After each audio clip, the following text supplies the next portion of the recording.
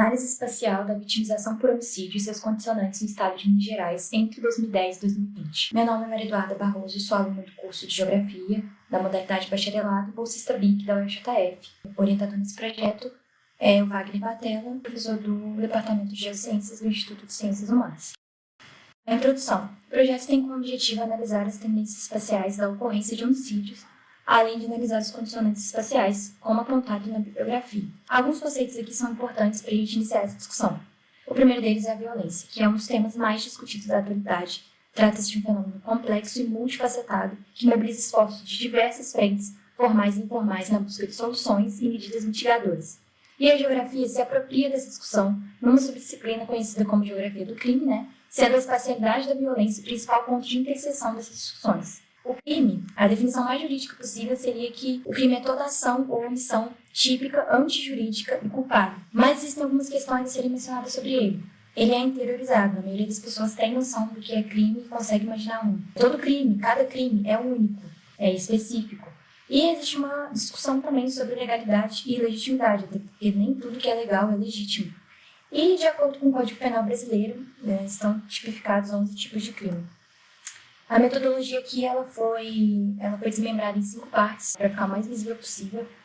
A primeira é o levantamento bibliográfico e de 2 a 5 a gente tem a pesquisa, preparação e tratamento desses dados e justamente a elaboração dos mapas utilizando os dados obtidos na 5ª etapa. O levantamento bibliográfico ele foi feito pelo grupo acadêmico através de pesquisa por meio de palavras-chave e foram utilizados artigos acadêmicos publicados em revistas e dissertações de mestrado. E os textos foram separados com enfoque metodológico e teóricos. A pesquisa de dados foi feita por meio do IPEA, IBGE e DataSUS, e a preparação do banco de dados ela foi feita através de tabelas Excel. Aqui são os dados do IPEA, aqui a população residente entre 2011 e 2020, é uma estimativa do IBGE, ao longo desses anos.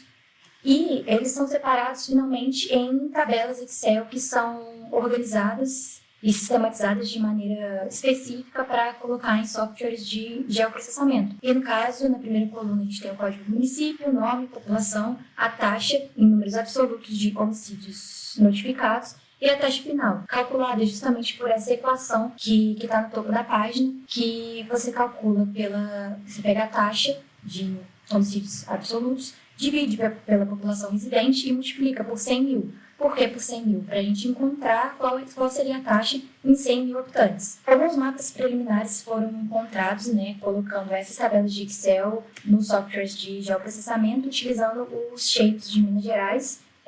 Aqui a gente utilizou o shape de 2010 e aqui o de 2020.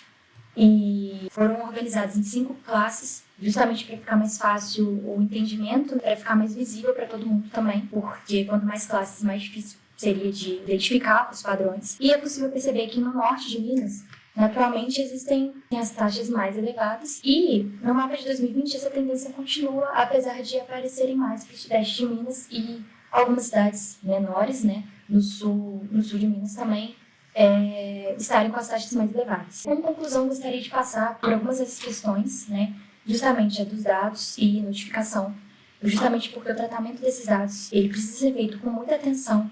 E cabe a nós também questionar se a notificação, como a notificação é feita, como esses dados são sistematizados, justamente porque mexer com dados em pesquisa é uma questão extremamente complicada. Alguns condicionantes, depois a intenção é melhorar esses mapas e analisar também os condicionantes, como racionalidade, população, tamanho da população, imigração, o nível educacional, Aqui a questão que eu tinha mencionado sobre no norte ser marco sul, a importância dos SIGs, do Sistema de Informação Geográfica, justamente porque estamos trabalhando com espacialidade e por isso é importante que os softwares sejam utilizados.